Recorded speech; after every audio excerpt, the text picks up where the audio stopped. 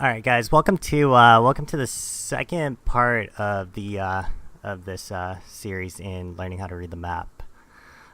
This time, luckily, we're in the beginning of a match here, so I'll be able to go over some meta and some more map reading with you guys. Okay, so what's going on here is we've got. Okay, so Squad 3's got a Crow MRAP here, backcapping their first point. Now, that's a pretty good technique because MRAP or a scout vehicle, or a techie, those are pretty quick vehicles. So you can have one of them or two of them backcapping those first points. And notice in here we are playing the new random AAS mode in V13. And if you notice what they're doing right here, this is a good start right here. So they are sending the American side.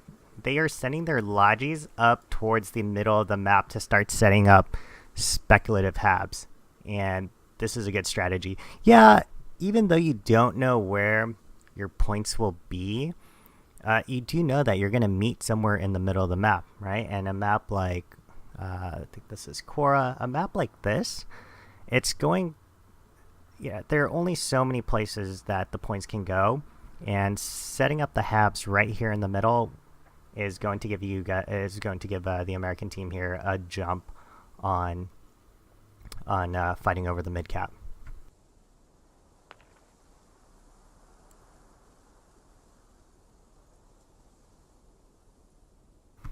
And I gotta say, the Americans look like they're off to a great start here. The squad leads have their move markers as to where they're gonna go, so that they're already, I'm a squad lead, so I can hear the command chat, and I'm not hearing much, but at the same. All right, my guy's inbound on next cap point. But at the same time, what's nice about the move marks now is that squad leads can see other squad leads' intention. Now, the only thing I would adjust about this is, so we've got two lodges here, right? I'd probably send one of them north to try to set up another hab. Where's 5 going?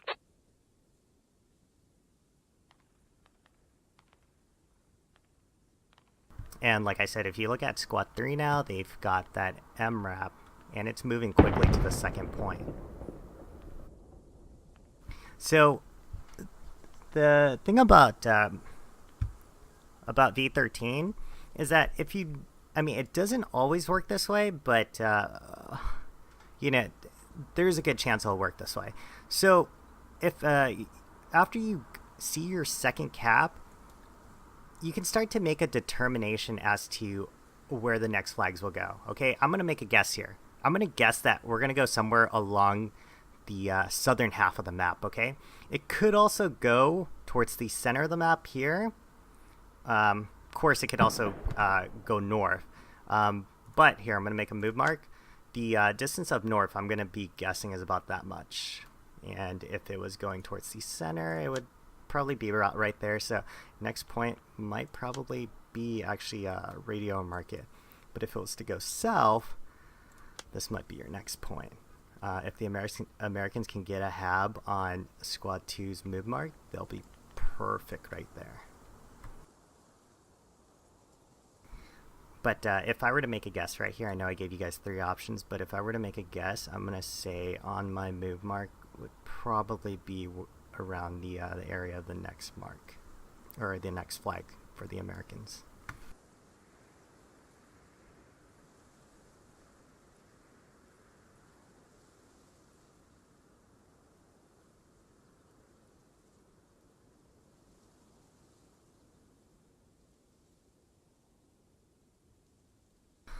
And this is interesting. I don't think I've seen yet any American casualties, and these Americans are already at the middle of the map. Yeah, we're about to get a shot on it. Actually, they're a little beyond the middle of the map.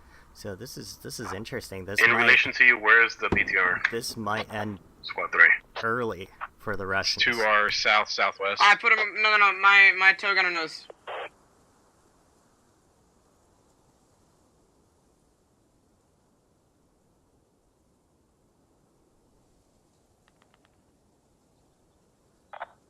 Alright, they're setting a hab up somewhere around this mark.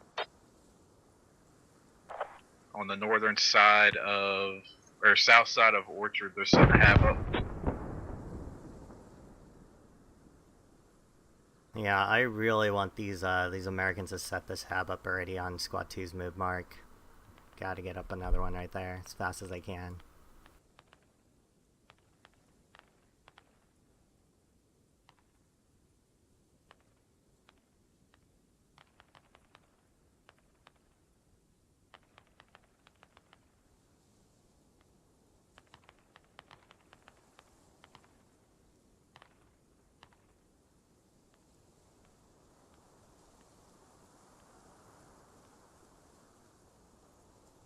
Can you not range the nade launcher anymore?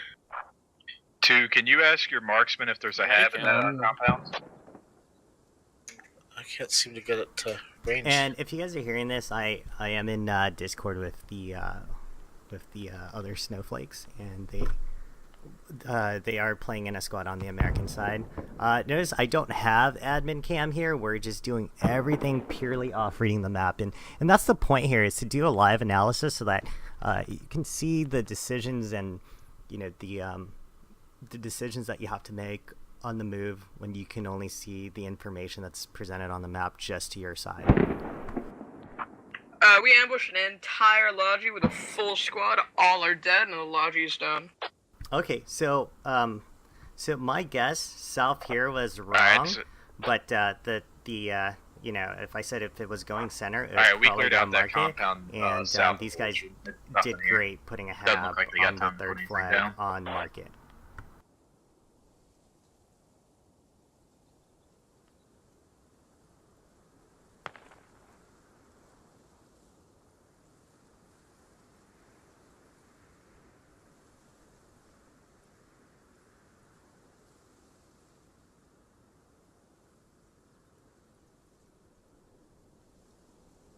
Yeah, this is interesting.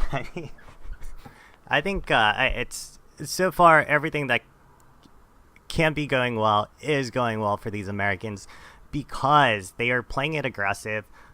They've got this striker that's even farther into the northern side of the map, but towards the Russian half of the map, and they're watching that north side. So if the Russians are trying to move north, I think the Americans are gonna, if they're, if the guys that are watching the northern side of the map, if they're communicating, the Americans will know that Russians are trying to move north to avoid all the concentration of forces on the southern side of the map and through the center. Now, I'm gonna do these guys a favor, and I'm gonna put some enemy markers where I just saw that blueberry go down, so that the Americans can start to notice where potential casualties are, or where the enemy is.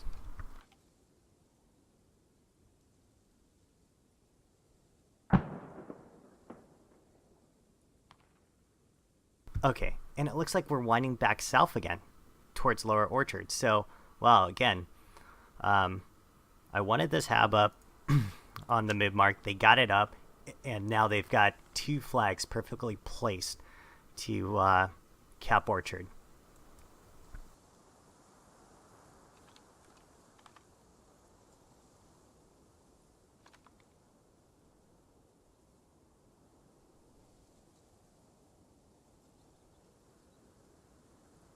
And the thing about random AAS is it really is random. I mean, there are only so many layers, but it's random enough that you really don't know what's what's going to happen.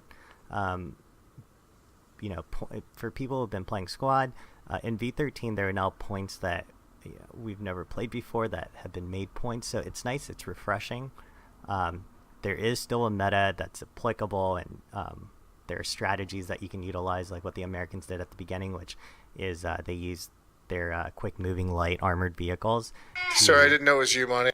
To cap Boys, I'm at River Orchard. the first and back it cap, is so that they clear. can move all their I don't care if lodges it's up you. to I the thought it middle was of the somebody who map. didn't know. Yeah, I we're going don't back to market to grab I don't that like giving lodge up the and driver's squad, seat put on a new these hab things. up when you squad 1. So as a result of If you squad 1, if moving you their could get lodges radio up to the middle down, of the bring the map, supplies up to the hab. they were able to build up these perfectly placed mid caps. Now, not sure what's going on with 2 and 4 here, but you know, there seems to be a real like concentration of at least, you know, 2 full squads here in this point.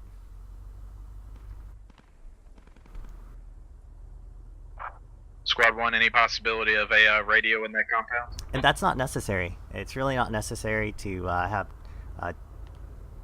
you know, 2 full squads at this compound, because it we don't know if it's a point yet. But even better, what I would do is I would push my guys out west towards the Russian side, or I'll go north, whatever. But it looks like the Americans have enough guys up north to you know, prevent whatever the Russians are setting up. So I would push my guys out west, or get a nice perimeter going, because you know, you really want to take advantage of the situation right here, which is that you know, the Americans have done an amazing job stopping the Russians from, at this point, I'll say, going past the halfway mark. And like I said, push the guys out west. And you know what? If they would have pushed their guys out west, they would have been on their way to nursery already. And you know what? They probably would have faced enemies on their way to nursery. And the casualties there will tell the team, hey, we may potentially have that compound, so we need to have down on the south side. A Russian flag in this area. So let's send more forces to the west side.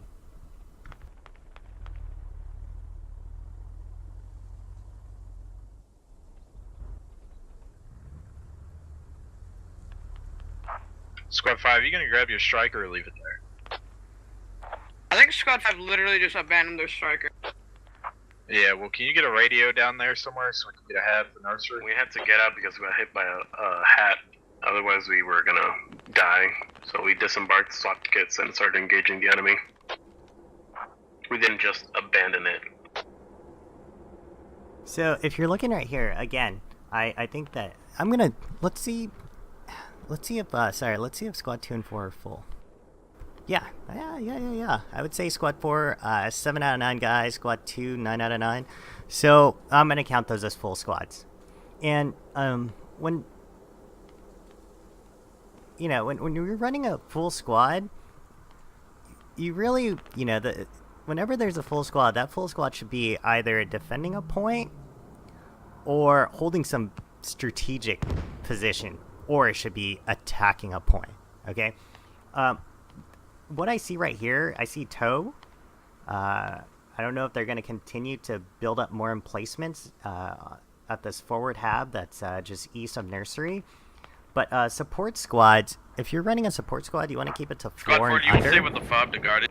Because any more than 4, Copy. you end up just taking people away from fighting for or defending the objective. Especially if the hab's off point.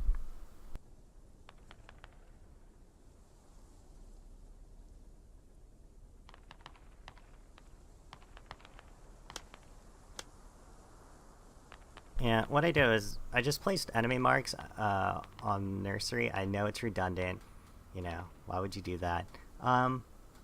But you know, sometimes something like this actually serves as believe it or not, sort of like a cautionary tale for the blueberries that are walking there.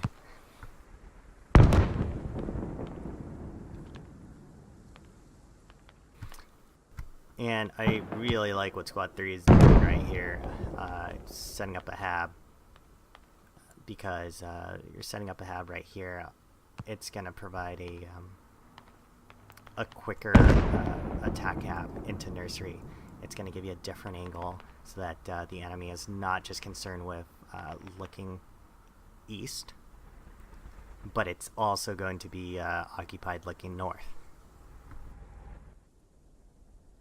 Again, just like in the last video, you know, defenders can't hold out forever, okay? You might lose a lot of guys if you don't, if you're not strategically coordinating the attack or flanking, but if, you know, tickets were no issue, defenders would not hold out forever. So it's always good to change up angles to flank the enemy.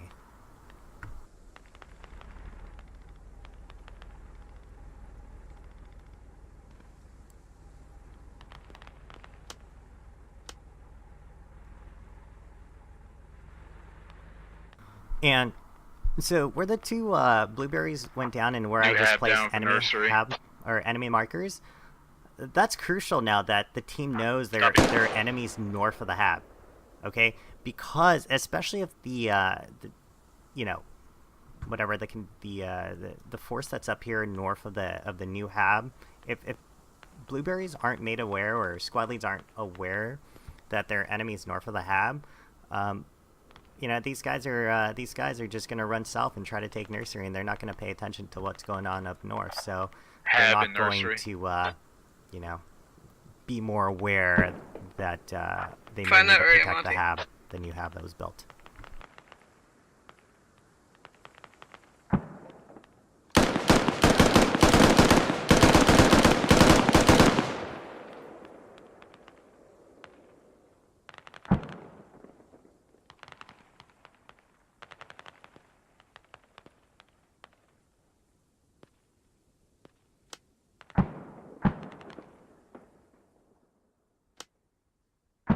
And obviously, I don't know, right? I don't know where the enemy is, but these are my guesses.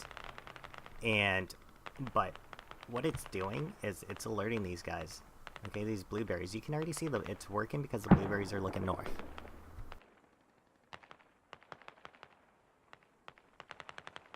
And it looks to me like the Americans are about to take control of nursery or cap it soon if they're already not doing it.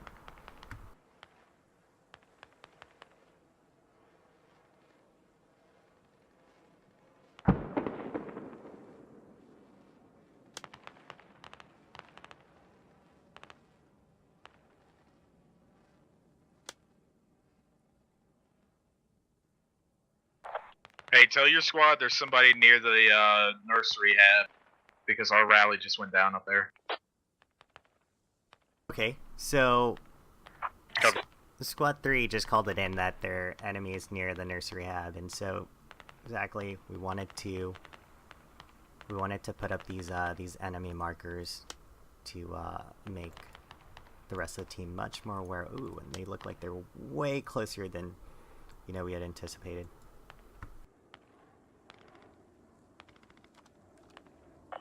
What's the cap on nursery?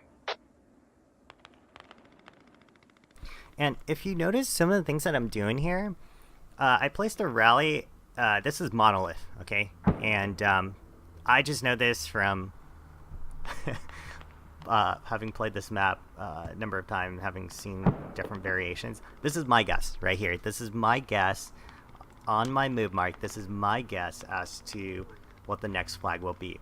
But the reason why I put it there is because I want our team to just start pushing west towards this mark, just because I know that the next flag, if I'm gonna assume that we're only at the Russian second flag, and so there's gonna be one more. And whatever flag comes up next is gonna be even closer to the Russian main, right? And I want our guys to start pushing out west towards, just in general, and west as a general direction, preemptively, even before We got a we've gotten PTR on nursery. the northern fob, or on the nursery fob. We need lat and hat. And I want them to push west so that they can stop any sort of, Russian attempt to set up a defensive hab anywhere on the western side. And so Squad 3 called that a BTR. What would really help here is if he marked it, or even gave an approximate mark. I don't know if he knows where it is.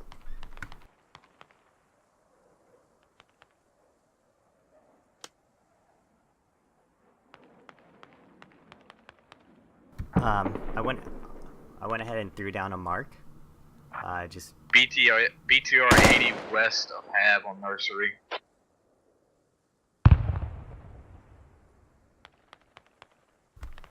Okay, so what I would do here is, yes, mark the BTR, correct. So mark the BTR so that your hats and your lats can start going after it. And if you know anything about like hat and lat mentality,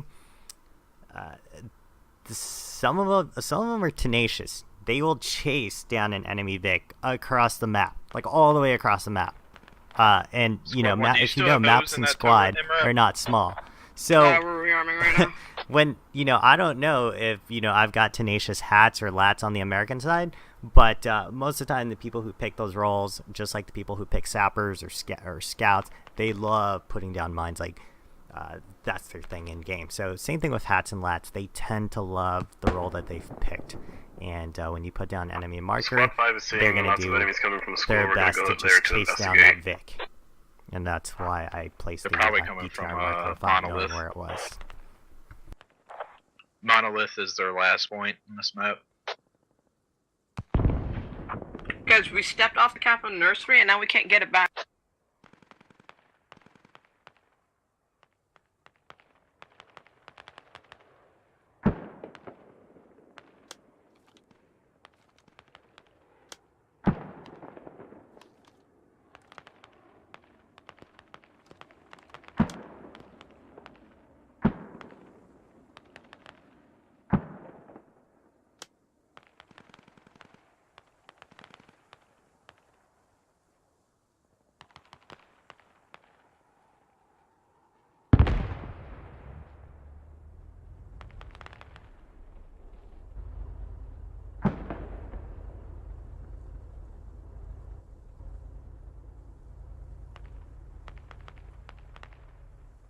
So right now the Americans here are just, you know, trying to regain nursery because it looks like the Russians have mounted a successful counter to try to take back nursery point. And as you can see, we actually have Russians inside the point on nursery.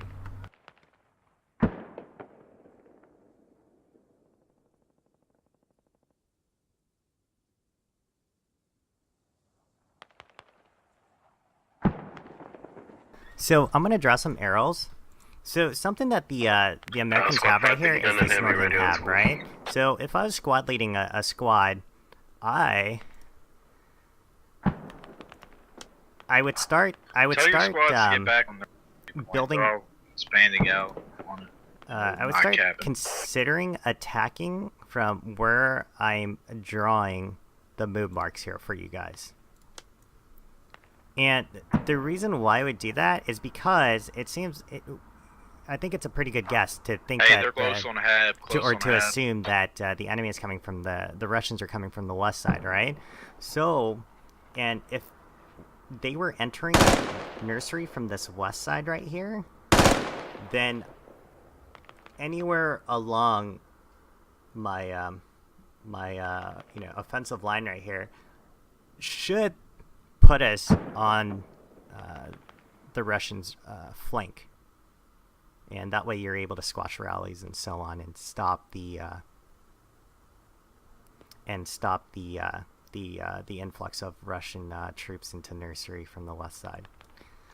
But there's a different kind of crisis going on at the moment with the American hab here on north of nursery, and that is that Russians have surrounded it on the north side.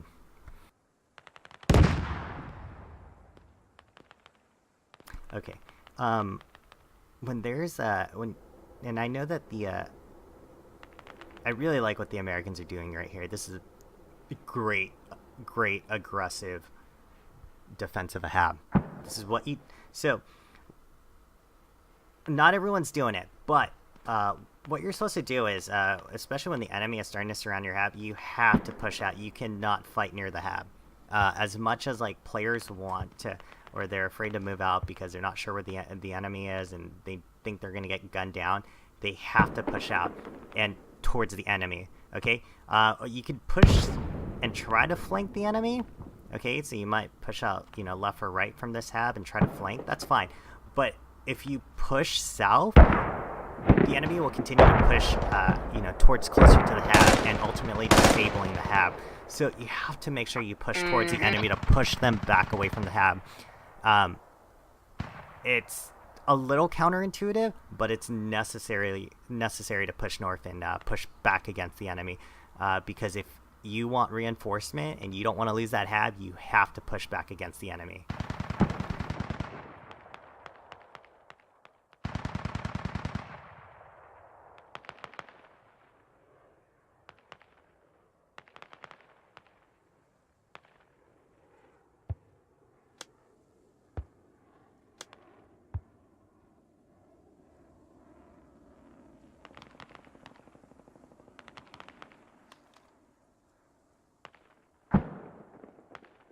And I'm not sure if Squad 3 is just following my marks here, but he is flanking, and this is what he's supposed to do. He's supposed to be flanking. And squad leads have the ability to set rallies, and the rallies should be set as best as possible to provide flanking positions away from the hab, because you can't move the hab, right? I mean, you could set up a hab to flank, but once the hab is set down, you can't move it. But what you can move is the rally. So as the enemy tries to outflank you and you try to outflank the enemy, you can't move the hab, but you can definitely move the rally to counter.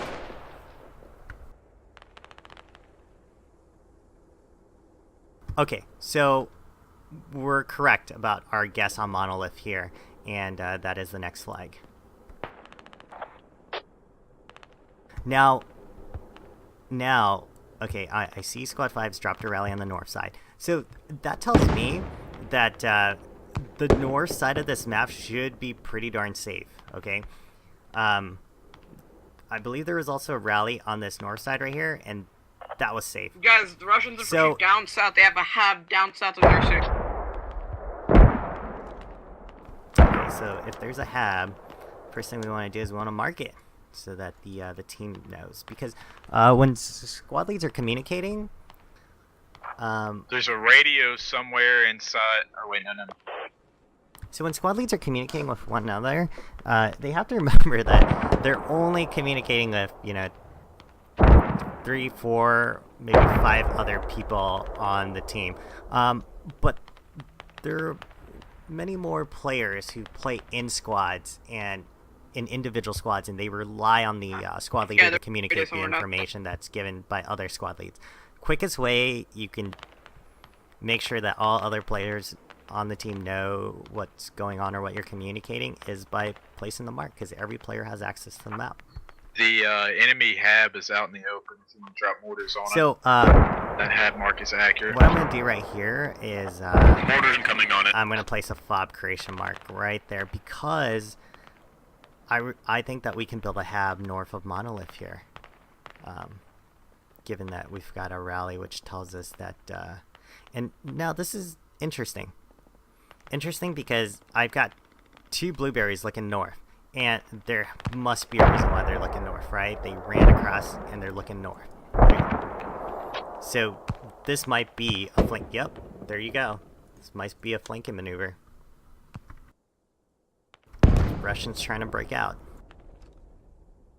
So I don't know if we can build this hab anymore here. Enemy hab down. Enemy hab down. But we might still be able to get one here. Okay, so these are things I'm looking at when I'm analyzing the map. Cars, I think they're west. Okay, look, the medic is still looking towards my helmet mark. This tells me that we're not finished with whatever threat is up here. Enemy BDR on monolith. Whatever threat is up here, we're not done with it. And now the squad lead's looking, and he's placed his observe mark. Monolith.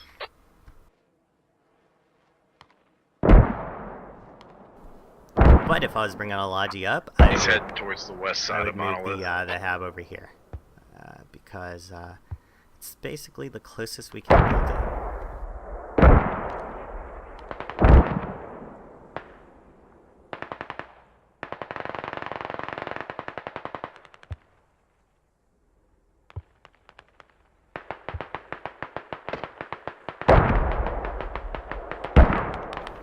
And the reason why I wouldn't put it closer or inside monolith, or even I wouldn't put the hab closer inside monolith, or even right here, even though it's outside the the build radius of this hab here, is because I'm not sure. Enemy Logi heading into monolith now. Okay, there you go. That's why. Because I'm not sure if we've cleared out enemies south of monolith. The reason why I'm not sure is because I've been watching and I haven't seen any blueberries go. Okay, never mind. There's one that went down right here. But I haven't seen much engagement south, okay? Noticing where friendly casualties occur really helps you know where the enemy is.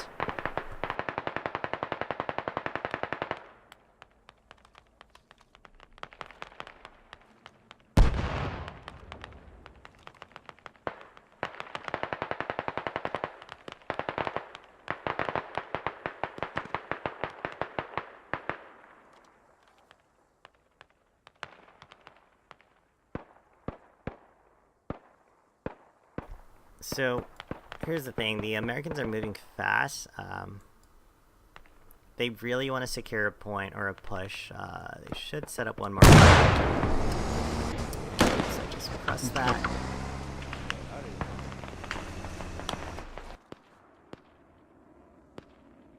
We'll get back up here because this allows us to. This allows me to minimize the in-game noise a bit while we just do some map analysis.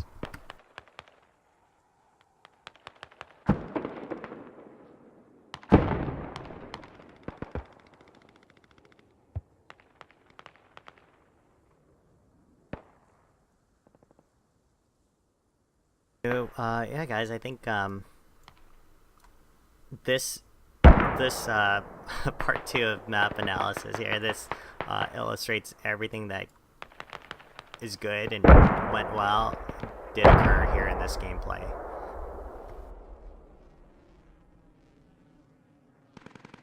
There's a BTR on monolith. Yeah, we're about to take shots.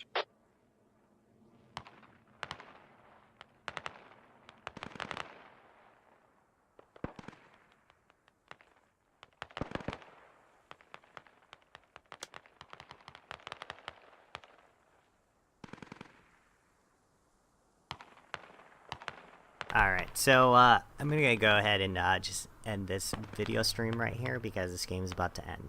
But I wanted to show you guys an example of where I think when things go well, what it looks like.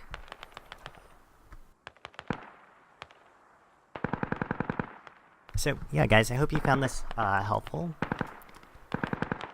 and we'll touch base in the next video in a different environment where I'll try to do the analysis from a team that is experiencing everything that can go wrong, because I think we can learn a lot from that too.